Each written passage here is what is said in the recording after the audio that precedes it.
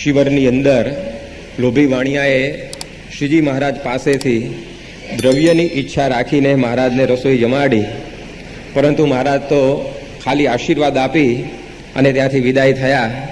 ત્યારે આ વાણિયો પાછળ પાછળ એક ગાવ સુધી ચાલ્યો અને પછી પણ એને લાગ્યું કે આ વર્ણી તો કંઈ પૈસા આપે એવી વાત કરવાના લાગતા નથી. એટલે પછી એણે નીલકંઠ વર્ણીને ઊભા રાખ્યા અને કહ્યું કે મેં તમારી આ જે સેવા કરી છે તેના બદલાની અંદર તમે મને મોટો પૈસાદાર બનાવો, ઘણું બધું દ્રવ્ય મને આવી રીતે અપાવો. ત્યારે નીલકંઠ વર્ણીએ કહ્યું કે આ દ્રવ્યની અંદર આ કળિયુગનો નિવાસ એ ભાગવતની અંદર કરવામાં આવેલો છે, માટે તો જેટલું આપણા નિર્વાહ પૂરતું મળે એટલું જ સારું. ત્યારે આવે શિમરનો લોભી વાણિયો, એ પોતે નીલકંઠ વર્ણીને જ્ઞાન આપે છે કે જુઓ કે તમને આ સંસાર છોડીને નીકળ્યા એટલે ખબર નથી લાગતી કે પૈસાથી કેટલા કામ થાય છે. હું તમને કે કહું, નાણાં થકી યજ્ઞ ઘણા કરાય, નાણાં વડે સ્વર્ગ વિશે જવાય, નાણાં થકી સંકટ તો ટળે છે, નાણાં વડે વસ્તુ બધી મળે છે. કે વર્ણી અમારે યજ્ઞ કરવા હોય, યાત્રા કરવી હોય તો એ માટે પણ ધનની જરૂર પડે, અને આ બધા પુણ્ય કરીએ તો સ્વર્ગ મળે, એટલે ધનથી આ સ્વર્ગ પણ મળતું હોય છે. વળી આ લોકની અંદર જે સંબંધી હોય છે પણ બધા આ જેની પાસે દ્રવ્ય હોય એના જ થતા હોય છે. તમે તો કંઈ એવો સંસાર વ્યવહાર કર્યો નથી એટલે તમને શું ખબર પડે. પણ કે જુઓ કે ગરીબ શ્રીમંત જનો જણાય, એવી સ્થિતિ સૌ ધનથી ગણાય, જેને ઘણું દ્રવ્ય કુલી ન તેહ, ડાયો તથા સર્વ ગુણજ્ઞ તેહ, તેને જ સૌ કોઈ નમવા ધસે છે, સર્વે ગુણો કાંચનમાં વસે છે. કે જેની પાસે દ્રવ્ય એને જ લોકો મોટો ગણ્યા દુનિયાની અંદર, એને જ બધા આવી રીતે ગુણવાન ગણતા હોય છે અને એના જ પગની અંદર બધા આવી રીતે પોતાનું મસ્તક એ નમાવે છે. બનેવી કોઈ નિર્ધનનો ન થાય, સાળો થવાને ધનીનો ચહાય, જો ગાંડું ઘેલું ધનવંત બોલે, સર્વે વખાણે શ્રુતિ વાક્ય તોલે. કે કોઈ આવી રીતે આ જે નિર્ધન હોય એનો બનેવી તવા કે તૈયાર હોતો નથી. એ તો કે પૈસા હોય તો જ આવી રીતે બધા સંબંધો થતા હોય છે. પુત્રો સખા પત્ની તથા પિતા છે, આ લોકમાં સૌ ધનના સગા છે, પૈસા વડે છે જનની વડાઈ, ભાખે મુખે સૌ જન ભાઈ ભાઈ. જો પૈસા હોય તો બધા ભાઈ ભાઈ કહીને બોલાવે અને આ બધા સંબંધીઓ પણ પાસે રહે, પરંતુ આ જ્યાં દ્રવ્ય નથી હોતું ત્યાં લોકની અંદર પણ વર્ણી કંઈ સુખ લાગતું નથી. માટે એ તમે મને આવી રીતે આપો. તમે મને જ્ઞાનની વાતો કરો છો, પરંતુ વિદ્યા તણી તો ન રસોઈ થાય, ગુણો તણાશું બચકા ભરાય, કીર્તિ સુણી ભૂખ કદી ન જાય, સર્વોપરી તો ધન છે સદાય. કે તમે મને વિદ્યા આપો પણ વિદ્યાથી ઓછું કંઈ મારા પેટનો ખાડો પુરાવાનો છે. એ તો કે પૈસાથી જ આવી રીતે રસોઈ થશે ને બધું પૂરાશે પેટનો ખાડો. ગુણો તણાશું બચકા ભરાય, બધા સદગુણો હોય તેને શું બચકા ભરવાના છે કે? એટલે ગુણો કાંઈ આ લોકની અંદર કોઈ જોતું નથી. કીર્તિ સુણી ભૂખ કદી ન જાય. કદાચ માણસની બહુ કીર્તિ ગુણોને લીધે પ્રસરી તો પણ એ કીર્તિ સાંભળવાથી કે એની ભૂખ ઓછી જવાની છે. એટલે સર્વોપરી તો ધન છે સદાય. સર્વોપરી તો આ પૈસો છે એ મને તમે આપો. અને પછી પાછો પુરાણનું દ્રષ્ટાંત આપે છે કે આ હું વાત કંઈ ખોટી નથી કરતો. જુઓ કે હું તમને દ્રષ્ટાંત આપું. જો લક્ષ્મી દાતા કદી લાત મારે, લાગે નહીં દુઃખ દિલે લગારે, મારી ભૃગુએ હરીને જ લાત, ન કોપ કીધો ઘણી લક્ષ્મી તાત. આ ભૃગુ ઋષિ એમના સંતાન તરીકે લક્ષ્મીજી હતા, પણ એ ભૃગુ ઋષિએ ક્રોધમાં આવીને એકવાર ભગવાનના આવી રીતે છાતી ઉપર પાટું માર્યું, છતાં પણ ભગવાને ક્રોધ કર્યો નહીં. કેમ? વાણીએ ગોતી કાઢ્યું કારણ કે લક્ષ્મીના બાપા હતા ને ભૃગુ, એટલે કે હવે લક્ષ્મીનો જે તાત હોય એની સાથે આપણે ક્યાં ક્રોધ કરવો. એટલે કે ભગવાન પણ આવું સમજે છે કે જેની પાસે લક્ષ્મી હોય એની આવી રીતે બોલબાલા હોય છે. તમને કેમ આ બધી ખબર નથી? મને આશ્ચર્ય થાય છે. માટે તમે આવી રીતે મને આ દ્રવ્ય મળે એવું કરી આપો. અને વળી પાછું બીજું પણ દ્રષ્ટાંત આપે છે કે લક્ષ્મી વિના જગતમાં જન હોય જ્યારે, બોલાવશે જન બધા મુખથી ટૂંકારે. કે જો પૈસા ના હોય માણસની પાસે તો બધાને ટૂંકારે બોલાવતા હોય છે, પરંતુ જે કાનુડો વ્રજ વિશે મહી ચોરી ખાય, લક્ષ્મી મળ્યા થકી થયા રણછોડ રાય. ગોકુળમાં બધા કાનુડો કહીને બોલાવતા હતા, કારણ કે ઠનઠન ગોપાલ હતા, કંઈ પૈસા હતા નહીં. પણ લક્ષ્મી મળ્યા તો રણછોડ રાય પોતે બની ગયા ને એની બધા જય બોલાવવા માંડ્યા. તો આ બધું પૈસાથી તો આટલું બધું કામ થાય છે. માટે આવું દ્રવ્ય તમે મને કંઈક મળે એવી ગોઠવણ કરી આપો. માણસને જે વસ્તુ ગમતી હોય ને એમાં હજાર અવગુણ હોય તો ગમે ત્યાંથી ગુણ ગોતી કાઢે. આ વાણિયાને આ પૈસામાં એવી પ્રીતિ હતી કે આ પૈસાનું કેટલું દુઃખ છે એનો આવી રીતે કોઈ એને વિચાર જ નથી. અને આવી રીતે એને બધા વર્ણીને જ્યારે આ ધનના ફાયદા ગણાવ્યા ત્યારે વર્ણીઓ સમજાવે છે કે ભાઈ તું આ જે બધી વાતો કરે છે પણ એના પરિણામ તે જોયા નથી. કારણ કે ખાલી પ્રક્રિયા જોઈને કંઈ વખાણ થાય નહીં. દારૂ પીવાથી ઊંઘ સારી આવે કંઈ ફાયદો કહેવાય એનો? પાછળ પરિણામ જોવાનું હોય કે દારૂ પીએ એટલે મગજની અંદરથી બધા વિચારો જે હોય ટેન્શન બધા જતા રહે, પણ એ કંઈ ફાયદો ના કહેવાય. ઉલટાના પછી એની અસર ઉતરે ત્યારે ડબલ ટેન્શન થઈને ઊભું રહેતું હોય, એટલે પરિણામ પણ પાછું જોવું પડે. તો અહીંયા વર્ણી હવે એ સમજાવે છે આ પેલા શિવરના વાણિયાને કે તમે મને આવી બધી વાત કરી, પરંતુ હવે હું તમને જો સમજાવું કે શા માટે હું તમને કહું છું કે આ દ્રવ્યની અંદર સુખ નથી. તો કહે હરિ દ્રવ્ય ઘણું નઠારું, કુબુદ્ધિ અને ક્લેશ વધારનારું. જો દ્રવ્યનો કાંઈ રહ્યો ન પાર, તો ધર્મ રાજા રમ્યા જુગાર. લડાવી મારે ધન ભાઈ ભાઈ, લડાવી મારે સસરા જમાઈ. અધર્મ અન્યાય અનેક થાય, જો દ્રવ્યમાં દોષ ઘણા જણાય. નીલકંઠ વર્ણિયાને સમજાવે છે કે આ દ્રવ્યનો જ્યારે કોઈ પાર રહ્યો નહીં ત્યારે ધર્મરાજા જેવા ધર્મરાજા પણ પોતે જુગારના ફેલની અંદર ચડી ગયા. માટે જ્યાં બહુ દ્રવ્ય ભેગું થાય ત્યાં આવી બધી પ્રકારના અનેક ફેલ એ માણસના જીવનમાં આવે છે અને વિલાસની અંદર એનો વિનાશ થતો હોય છે. અને આ ધન તો કેવું છે, ભાઈઓ ભાઈઓની વચ્ચે પણ લડાઈ કરાવે. બે એક જ ઘોડિયામાં ઉછરીને મોટા થયા હોય, પરંતુ આ પૈસા આવો છે કે પોતે ભાઈઓ વચ્ચે પણ તિરાડ પડાવે. ત્યાં વાત કરી કે આ ધન દુર્યોધન અને યુધિષ્ઠિર આમ જોવાતા તો ભાઈઓ જ હતા બધા, પરંતુ આ બધી મહાભારતની આખી લડાઈ થઈ એનું કારણ શું કે આ પૈસાની આસક્તિ, આ દ્રવ્યની આસક્તિને લીધે એ બંને જણા આવી રીતે લડ્યા. કૃષ્ણ ભગવાન પોતે વિષ્ટિ કરવા માટે પણ ગયા કે આ કેમે કરીને આપણે યુદ્ધને નિવારી શકીએ. એટલે કૃષ્ણ ભગવાન સ્પેશિયલ પોતે શિખર મંત્રણા કરવા માટે દુર્યોધનની સાથે ગયેલા, પરંતુ કોઈ એવું પરિણામ આવ્યું નહીં. એટલે પછી આખું યુદ્ધ આખું તૈયાર થઈ ગયું અને એ વખતે આવી રીતે બધા કેટલાય 18 અક્ષોહિણી સેનાનો સંહાર એ ત્યાં આગળ થયો. ત્યારે ભગવાન સમજાવે છે કે આ બહુ પૈસો જ્યારે ભેગો થાય જરૂર કરતાં વધારે, ત્યારે આવી બધી તકલીફો થઈ જાય. આ તો ખાલી મેં દુર્યોધનને યુધિષ્ઠિરની વાત કરી, પરંતુ કૃષ્ણ ને બલરામ એ તો હવે સગા ભાઈઓને વળી પાછા કૃષ્ણ ભગવાનનો અવતાર કહેવાય, બલરામ શેષજીનો અવતાર કહેવાય, પણ એમની વચ્ચે પણ ફાટ પડી. એમાં પાછું આ દ્રવ્ય કારણભૂત હતું. પેલો સેમંતક મણી એ આવી રીતે ચોરાઈ ગયો અને એને લીધે આખી જે ધમાલ થઈ એની વાતો ભાગવતમાં આવે છે. તો બલરામને કૃષ્ણ ભગવાન ઉપર શંકા થઈ ગઈ કે આમણે જ કંઈક આવી રીતે પડાઈ લીધો છે આ સેમંતક મણી. તો ભગવાનની સાથે આવી રીતે રીસ કરી બેઠા. હવે આવી રીતે વર્ણિયા વાણિયાને સમજાવે છે કે આ લડાવી મારે ધન ભાઈ ભાઈ, ભાઈઓ ભાઈઓ વચ્ચે પણ આ દ્રવ્યની બધી તકરારો એ થતી હોય છે. આમ 1 ઇંચ જમીન માટે આવી રીતે કેટલા બધા ખૂન એ આવી રીતે થઈ જાય. ત્યાર પછી એક થોડીક સંપત્તિ માટે આવી રીતે એકબીજાની સાથે આ બધા અણબનાવો થતા હોય છે. ત્યારે વર્ણીએ આ સમજાવ્યું અને પછી એ સમજાવે છે કે સંભાળ વિશ્વંભર સૌની લે છે, તે અન્ન વસ્ત્રો પરિપૂર્ણ દે છે.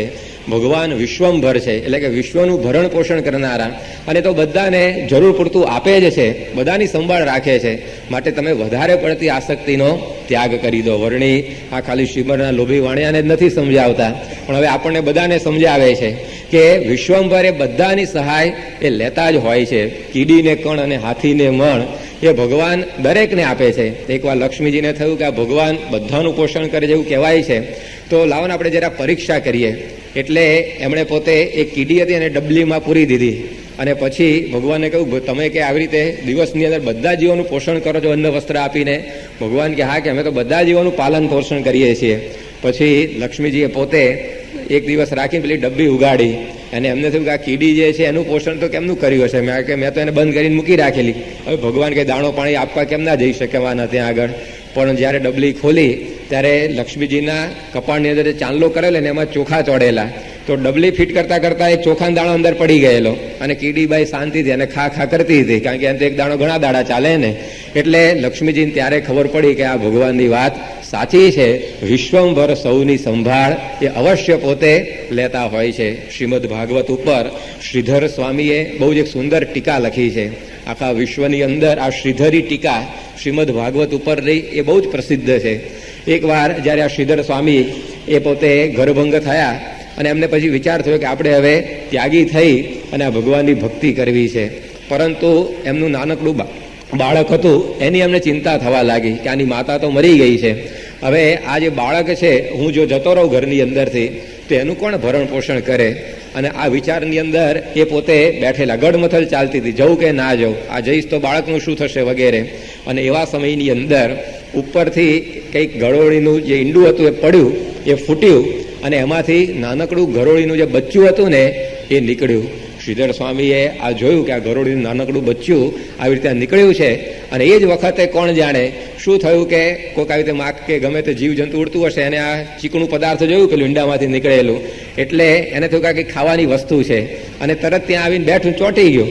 અને એ વખતે પેલું ગરેડુનું બચ્ચું એને ખાવાનું જ જોઈતું હતું, અને સામેથી આ પેલું જંતુ એના મોંની અંદર આવી ગયું. ત્યારે આ શ્રીધર સ્વામીએ વિચાર કર્યો કે આ ગરોળી એની માતા મરી ગયેલી, અને આ બચ્ચાને તો કોઈ આપનારું હતું નહીં અનાજ, અને છતાં પણ જો આ ભગવાને સામેથી એનો જે ખોરાક એને આપી દીધો તો એ મારા બચ્ચાનું પોષણ નહીં કરે. અને એમ કહીને પોતે નીકળી ગયા. અને એમણે આવી સુંદર એક ટીકા આ ભાગવત ઉપર લખી. ત્યારે અહીંયા વર્ણી આ જ સમજાવે છે કે સંભાળ વિશ્વંભર સૌની લે છે, કે ભગવાન દરેકની એ સંભાળ લે છે. દેવાનંદ સ્વામી એમના પદોમાં લખ્યું છે કે અરણ્ય વનમાં અજગર રહે છે, ડગલું ન ભરે દોટ જોને.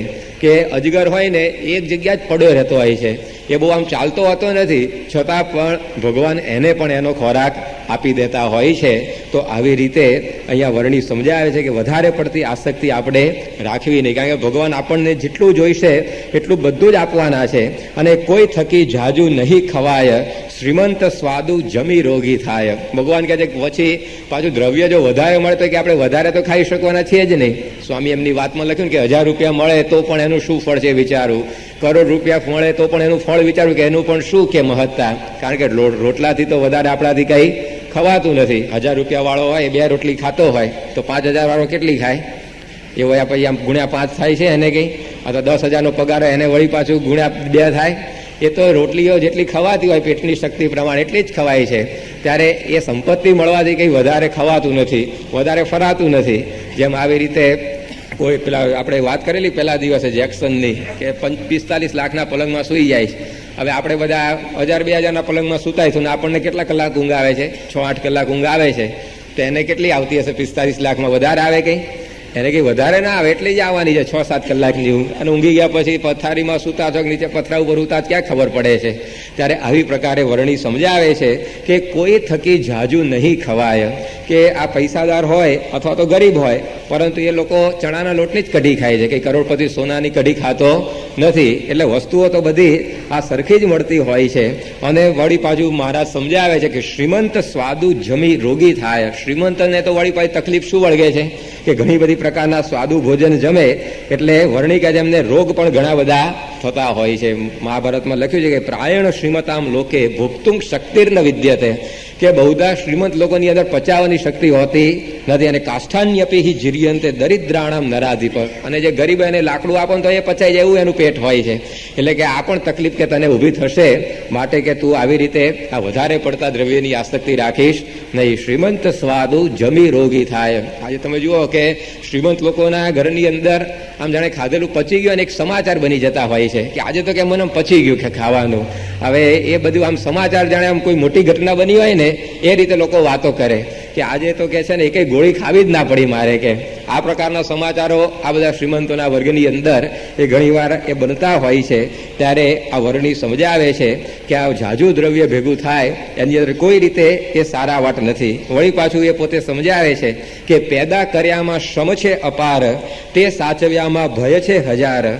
કદી મળેલું ધન નાશ થાય, મૃત્યુ સમૂહ સંકટ તો જણાય. એક તો એને ઉત્પન્ન કરવામાં બહુ શ્રમ પડે, વળી પાછું થઈ જાય પછી એને સાચવવાની એટલી માથાકૂટ. સ્વિસ બેંકમાં મૂકવું પડે કે પછી સેફ ડિપોઝિટ લોકરમાં મૂકવા પડે, વળી પાછી એની ફીઓ ભરવી પડે જાત જાતની, અને કેટલી બધું આ સિક્યોરિટી રાખવી પડે. એટલે કે સાચવામાં વળી પાછા 1000 ભય છે.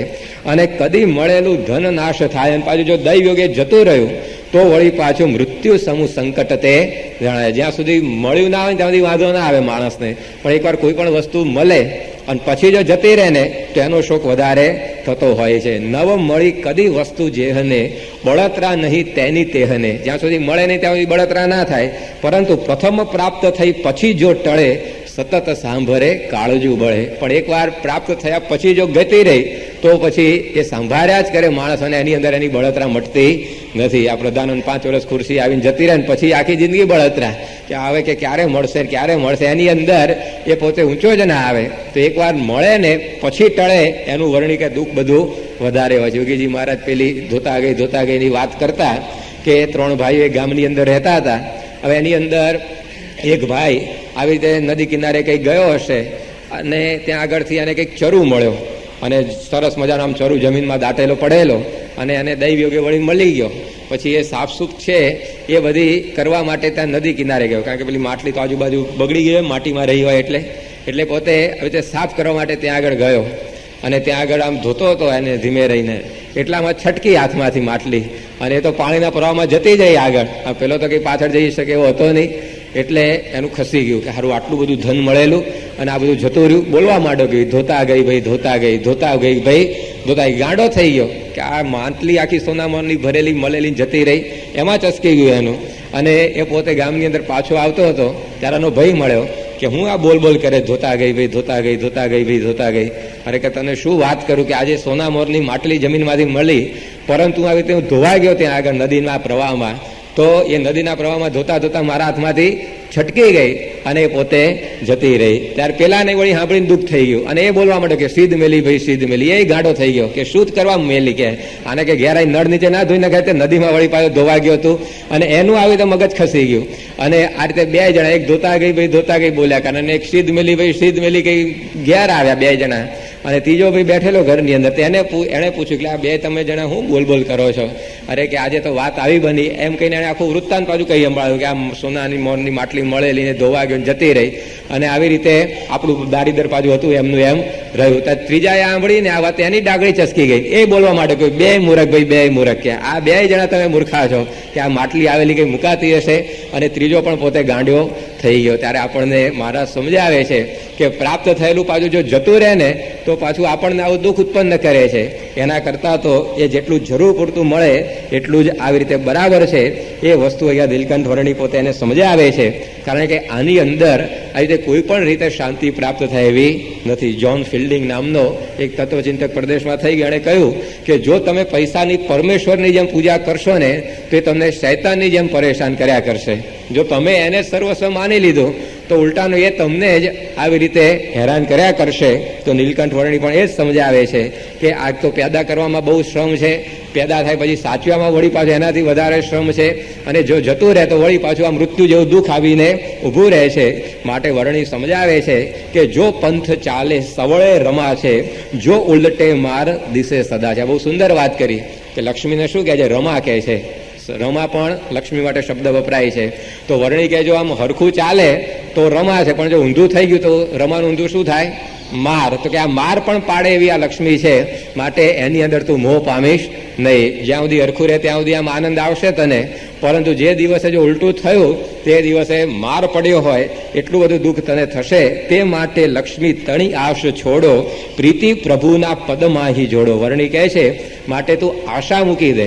કમાવાની ના નથી પાડતા વર્ણી, લક્ષ્મી તાર કમાવી, પરંતુ જે વધારે પડતી જે આસક્તિ તને વળગી છે એ તું છોડી અને આ ભગવાનની અંદર આ પ્રીતિ કર. અને સમજાવે છે કે દ્રવ્ય જેટલું યોગ્ય જણાશે તેટલું તમને પ્રાપ્ત થશે, એવી આશીષ સાંભળી લઈને ગયો વણિક તે રાજી થઈને. આ ખાલી વણિકને શીખ ના આપી, પણ આપણને બધાને મહારાજ કહે છે કે દ્રવ્ય જેટલું યોગ્ય જણાશે તેટલું તમને પ્રાપ્ત થશે. આશીર્વાદ આપી દીધા જ વર્ણી આપણને બધાને કે તમારે જેટલું જરૂર હોય ને એટલું ભગવાન તમને આપશે જ, પરંતુ આપણા અંતરની અંદર આ આસક્તિ છે એને કારણે મહારાજ કે આપણે બધા દુખિયા રહીએ છીએ. બાકી આપણે બધા શ્રીજી મહારાજના આશ્રિત છીએ, તો આપણા માટે તો મહારાજે ગાદી ઉપર બેસતી વખતે જ એમના ગુરુ પાસે માગી લીધું છે કે મારો જે આશ્રિત હોય કોઈ દિવસ અન્ન વસ્ત્રે કરીને દુઃખી થાય ને એવું તમે મને વરદાન આપો. મારા આશ્રિતના હાથમાં જો રામપાત્ર લખ્યું હોય તો એ રામપાત્ર લઈને ભિક્ષા માગવાનું મહારાજ કે મને આવે, પણ મારો સત્સંગ એ દુઃખી ના થાય એવું એમણે પોતાના ગુરુ પાસે માગી જ લીધું છે. એટલે જે કંઈ આપણે બધા મહારાજના આશ્રિત છીએ તો એને કોઈ રીતે અન્ન વસ્ત્ર ને આબરૂના દુઃખ તો શ્રીજી મહારાજ આવવા જ નથી દેવાના. આપણી એમણે બાંહેધરી લઈ લીધી છે, તો શા માટે પછી મહારાજ કે આ ધનની આસક્તિને લીધે આપણે દુઃખી થયા કરવું? કારણ કે જરૂર પૂરતું તો આપણને મળવાનું જ છે, પરંતુ આસક્તિ એવી હોય છે કે એને લઈને એ માણસ પોતે ઘણીવાર અશાંત રહ્યા કરે. અંતરની અંદર એ ઝાડ એની કોઈ દિવસ બુજાય જ નહીં. તે વર્ણી આપણને સમજાવે છે કે તમે અન્ન વસ્ત્રની કોઈ ચિંતા કરતા નહીં. આપણને બધાને મહારાજની દયાથી અત્યારે રોટલા તો મળી રહે છે, પણ દુઃખ શેનું રહે છે? રોટલા ઉપર માખણ નથી મળતું ને એનું દુઃખ આપણને રહ્યા કરે. એની ગેરંટી નથી લીધી એમણે કે રોટલાથી તમારું પેટનું પૂરું થશે એટલે મારે કે એટલું હું તમને આપીશ, પરંતુ પછી આનો તો કંઈ અંત જ નથી. આજે માખણ લગાડવાનું વિચારવાનું, પછી કાલ કે ચીઝ લગાડે ધારું લાગે ને પછી પરમદાળ કંઈ ઉપર તૂટી ફ્રૂટી નાખે ધારું લાગે. હવે એ કંઈ સંકલ્પો માણસના મનના કંઈ આવી રીતે પૂરા થાય એવા નથી. એટલે મહારાજ કહે છે કે દ્રવ્ય જેટલું યોગ્ય જણાશે તેટલું તમને પ્રાપ્ત થશે. તમને જેટલી જરૂર હશે એટલું અમે તમને આપવાના જ છીએ. માટે આ સંતોષની અંદર જીવવાની શીખ વર્ણી આપણને આપે છે. અહીંયા ભરૂચની અંદર જ્યારે બલિરાજાએ યજ્ઞ કરેલો અને યજ્ઞની અંદર અતિથિ તરીકે વામન ભગવાન એ બાળ સ્વરૂપ ધારણ કરીને પધાર્યા અને અતિથિને જોઈને બલિએ કહ્યું કે તમે જે માગવું એ માગો, આજે તો આ યજ્ઞ મારો ચાલે છે, તમને જે ઈચ્છા હોય માગો એ બધી પૂરી કરીશ. ત્યારે વામનજી કહે છે કે મને 3 ડગલા તું પૃથ્વી આપ, એટલાથી વધારે મારે કાંઈ જોઈતું નથી. હવે ભગવાનનું આવું નાનકડું બાળ સ્વરૂપ જોયું અને બલિને થયું કે આ 3 ડગલા પૃથ્વીમાં બાળક કેટલી પૃથ્વી બહુ તો લઈ શકે, બહુ આમ 5 ફૂટની એક ફલાંગ ભરે તો 15 ફૂટ જમીન મળે. હવે એમાં શું કે આપવાનું, મને શરમ આવે ને કે આવો મોટો રાજા થઈને ખાલી 15 ફૂટ જમીન ભેટમાં આપી. એટલે બલિએ વામનજીને કહ્યું, એને ખબર નથી કે આ ભગવાન છે, પણ એને કહ્યું કે તમે કે આ 3 ડગલા પૃથ્વી માગો છો પણ એમાં તમારું શું પૂરું થશે, કે એના કરતાં કંઈક વધારે માગો. ત્યારે વામનજી બહુ સુંદર વાત કરે છે કે જો બલિ કે જેને 3 ડગલા પૃથ્વીથી સંતોષ નથી થતો ને એને કદાચ આખી પૃથ્વીનું રાજ્ય મળશે તો પણ સંતોષ નહીં થાય. માટે આ જેટલું મને જોઈએ છે એટલું તું મને આપી દે. તો એ ભગવાન આપણને સમજાવે છે કે આપણને જેટલું અત્યારે મળ્યું છે એમાં જો સંતોષ નથી તો સમજવાનું કે આનાથી વધારે મળશે ને તો પણ સંતોષ થવાનો નથી. માટે હરિ જેમ રાખે એમ રહેવું એ વર્ણી આપણને સમજાવે છે. આવા સંતોષ સાથે જો રહીએ તો પછી અંતરની અંદર આપણને એ સુખ વર્ત્યા કરે. જેમ ભર્તૃહરિએ નીતિ શતકમાં લખ્યું કે વયમિહ પરિતુષ્ટા વલ્કલય સ્ત્વમ ચ લક્ષ્મ્યા સમ ઇહ પરિતોષો નિર્વિશેષો વિશેષ સતુ ભવતી દરિદ્રો યસ્ય તૃષ્ણા વિશાલા મનસી ચ પરિતુષ્ટે કોર્થવાન કો દરિદ્ર. ભર્તૃહરિ પોતે સમજાવે છે, એ પોતે સાધુ થઈ ગયા હતા, રાજા હતા, અને પછી વલ્કલ એમણે પહેરી લીધા અને પછી એ કોઈક રાજા આવી રીતે હશે અને સંબોધીને કહે છે કે વયમિહ પરિતુષ્ટા વલ્કલય, અમે બધા વલ્કલ પહેરીને કહેતા છે ઝાડની છાલ વીટીને રહીએ છીએ અને અમને સંતોષ છે, અને ત્વંશ્ચ લક્ષ્મ્યા અને તમને લક્ષ્મી પ્રાપ્ત થઈને તમને સંતોષ છે, પરંતુ સુખ્યા તો બંને થઈ જ ગયા છે. તો પછી તમારામાં મારામાં કોઈ હવે વિશેષતા રહી નહીં, કારણ કે તમને આ વસ્તુ મળીને સંતોષ થઈ ગયો, સુખ મળ્યું, મને કાંઈ નથી છતાં પણ મારી પાસે સંતોષ છે એટલે મને સુખ છે. તો પછી હું પણ નિર્ધન કેમ ન કહેવાઉં. સતો ભવતી દરિદ્રો યસ્ય તૃષ્ણા વિશાલા, ખરેખર તો દરિદ્ર એ છે કે જેની તૃષ્ણા હોય કેવી દિવસ નાશ પામી નથી. બાકી મનસી ચ પરિતુષ્ટે, બાકી જો મન સંતોષ પામી ગયું તો કોણ પૈસાદાર ને કોણ ગરીબ. તો સાચું ધન આ સંતોષ રૂપી ધન છે. એ વર્ણી આ શિમરના લોભી વાણિયાને કહે છે કે એ તું પ્રાપ્ત કરી લે તો તને કોઈ વાંધો આવશે નહીં. બાકી આ તારી તૃષ્ણાઓ તો બધી વધ્યા જ કરવાની. કદાચ હું આજે તને આશીર્વાદ આપીશ અને લાખ રૂપિયા તને મળ્યા તોય વળી પાછો તું મન ગોતવાનો કે રસોઈ જમાડીને 2 લાખ લઈએ. એટલે કે આ તારી જે આસક્તિ અને ટાળ તો તું જ્યાં છે ત્યાં સુખી થઈ જઈશ. જેમ ગોપાળાનંદ સ્વામી પાસે પેલા હરિભક્ત આવેલા અને હરિભક્તને આવી રીતે બહુ આર્થિક સંકટમાં આવી ગયા હશે અને એણે સ્વામીને વાત કરી કે સ્વામી આ બહુ આવી રીતે દેશકાળ અત્યારે ખરાબ થઈ ગયા છે, હવે તમે દયા કરો, જો 501 રૂપિયા જેટલું મને મળી જાય ને તો મારા બધા આવી રીતે પ્રસંગો ઉકલી જશે, માટે તમે દયા કરીને મને 500 રૂપિયા મળે એવું કરી આપો. ગોપાળાનંદ સ્વામી કહે પણ હું તો આવી રીતે તને આશીર્વાદ આપીશ, મહારાજને પ્રાર્થના કરીશ એટલે 500 મળશે, પરંતુ 500 પાછું તારું બધું પૂરું થઈ જશે ને. કે એને થયું કે સ્વામી આમેથી કહે છે એટલે એ તો અંતર્યામી હોય, હવે આગળ જે થવાનું જાણતા હશે એટલે જ પૂછતા હશે ને આવું. એટલે એણે વળી પાછું કે ઉભા રહો સ્વામી કે થોડીક વાર તાર રાહ જુઓ. અને પછી વિચારીને એને કહ્યું સ્વામી એમ કરો 1000 રૂપિયા મળે ને એવું મને કરી આપો, 1000 મળશે એટલે પછી મને કઈ વાંધો આવશે નહીં. સ્વામી કે પણ 1000માં બધું પૂરું થઈ જશે ને, પછી આગળ જતા મોંઘવારી ના અંતે બધું વધશે. ઓહ કે સ્વામી એ તો કે ગણવાનું જ ભૂલી ગયો, કે આ મોંઘવારી વધે તો તમે સારું યાદ કરાયું, કે એમ કરો 2000 આપો, કે 2000 મળશે એટલે પછી કોઈ પ્રશ્ન મને આવશે નહીં. સ્વામી કે પણ 2000 બધું પૂરું થઈ જશે ને, ત્યાર પછી આ દીકરા દીકરીના ખર્ચા. હા કે સ્વામી એ તો ભૂલી જ ગયો, કે હજી ટાબરિયા બધા મોટા થાય છે, જયારે પરણાવા જેવા થશે ત્યારે એના ખર્ચા તો આવશે જ. કે વાત તમે સાચી કરી કે સાધુ છો પણ વ્યવહારનું બહુ સારું જાણો છો. એમ કરો કે 4000 નું રાખો, કે 4000 ઠરાવો, એનાથી કઈ વધારે મારે જોઈએ ને એવું મને લાગે છે. સ્વામી કે પણ 4,000 બધું તરફ પ્રાપ્ત થઈ જશે ને પછી કઈ વાંધો નહીં આવે ને, તારા મકાન બકાન? હા કે સ્વામી હજી તો ઉપર છાપરું છે, સીલિંગ કરવાની તો બાકી જ છે સિમેન્ટ કોન્ક્રીટની. તો એમ કરો 5,000નું મને કરી આપો. 5,000 થશે પછી કઈ આવશે નહીં પ્રશ્ન, પછી બધું જ આવી તો એમ ઠીક થઈ જશે એવું લાગે છે. સ્વામી કે પણ 5,000 મહારાજ દયા કરશે ને મળશે, પરંતુ 5,000થી તારે કઈ પછી જરૂર નહીં પડે ને વધારે. પેલા તો કે સ્વામી દોરી ઢીલી મૂક્યા કરે ત્યારે આપણે ખેંચવામાં વાંધો શું છે? એ પોતે જયારે સામેથી કહે છે ત્યારે વળી પાછી એણે વધારે કર્યું કે એમ કરો સ્વામી કે 10,000 આપી દો, કે હવે 10,000 મળશે એટલે કાંઈ પછી તો બાકી રહેશે નહીં. ગોપાલ સ્વામીએ કહ્યું કે જો તું આવ્યો ને તારે 500 પૂરું થઈ જાય એવું લાગતું હતું તને, અને અત્યારે 10,000 સુધી પહોંચે છે ને હજી અટકતો નથી, કે લાખે પહોંચે જો હું ના રોકું તો. માટે જા ધર્મ મહારાજ જેટલું જોઈએ એટલું આપશે અને ભજન ભક્તિ કરીને સુખીઓ રહેજે. ત્યારે આ કૃષ્ણનું કામ બધું આવું છે કે એ પોતે ક્યારે અટકે એવી નથી. માટે આ વર્ણિય આવો ઉપદેશ આ વાણિયાને આપ્યો અને એને સાચું સંતોષરૂપી ધન આપીને સુખીઓ કરી દીધો. ભગવાન અને સંત એ આપણને જ્ઞાન દ્વારા સુખિયા કરે છે, બાકી આ સંપત્તિઓ તો આખી દુનિયાની મળે ને તો પણ સંતોષ થાય એવો માણસને નથી. ત્યારે એ ભગવાનને સંતનું આ કાર્ય છે કે સાચું ધન આપી દે કે જેથી કાયમ માટે આપણે સુખિયા થઈ જઈએ. તો આ રીતે નીલકંઠ વર્ણિય આવો સદુપદેશ એને આપ્યો અને ત્યાંથી પછી હવે વર્ણિ પોતે નીકળ્યા અને આગળ ફરતા ફરતા એ પોતે ગુપ્ત પ્રયાગની અંદર પધાર્યા. અને ત્યાં આગળ એક રાયણ તળે શિલા હતી, એ શિલા ઉપર વર્ણિય પોતે આસન જમાવ્યું અને જે કોઈ માણસ એમની પાસે આવતા એને કથા વાર્તા કરતા ત્યાં આગળ થોડા ઘણા આવી રીતે સમય સુધી રોકાયા. ત્યાં આગળ જે કુંડ હતા બાજુમાં, તે કુંડની અંદર નિત્ય પોતે સ્નાન કરવા માટે જતા. હવે એની અંદર એક વિપ્ર, એનું નામ હતું ભનો પાઠક, અને આ ભના પાઠક નામના બ્રાહ્મણની નજર આ વર્ણિ ઉપર પડી અને એણે કહ્યું કે હું બ્રાહ્મણ છું અને તમારા જેવા વર્ણિનો મને યોગ થયો છે, તો મારી ઈચ્છા છે કે મારે તમને જમાડવા રસોઈ કરીને. ત્યારે વર્ણિ પણ એનો ભાવ સમજી અને નિત્ય પ્રત્યે પ્રભુ તેને ઘેર જમી આવે જઈ રૂડી પહેર. રોજ મહારાજ એના ત્યાં જાય અને પોતે જમતા. એક વખતે આ પાઠક પોતે પૂછે છે, તેણે પૂછ્યું તમારું શું નામ, કે તમારું નામ શું એ તમે મને કહો. ત્યારે મહારાજ બોલ્યા કે મારું નામ છે સહજાનંદ, સુણી ઉપજ્યો અધિક આનંદ. હજી તો ગુરુએ નામ પાડ્યું નથી, પરંતુ વર્ણિ આ ભવિષ્યનું બધું જાણતા હોય એટલે એમણે કહ્યું કે મારું નામ છે ને સહજાનંદ છે અને એ નામથી તું મને ઓળખજે. ત્યારે આવી રીતે નીલકંઠ વર્ણિએ પોતાની ભાવિ ઓળખાણ આ ભના પાઠકને આપી. અને એ જ વખતે ત્યાં આગળ એક શેષશાહીનું મંદિર હતું, ત્યાં આગળ એક બ્રહ્મચારી નૃસિંહાનંદ રહેતા હતા.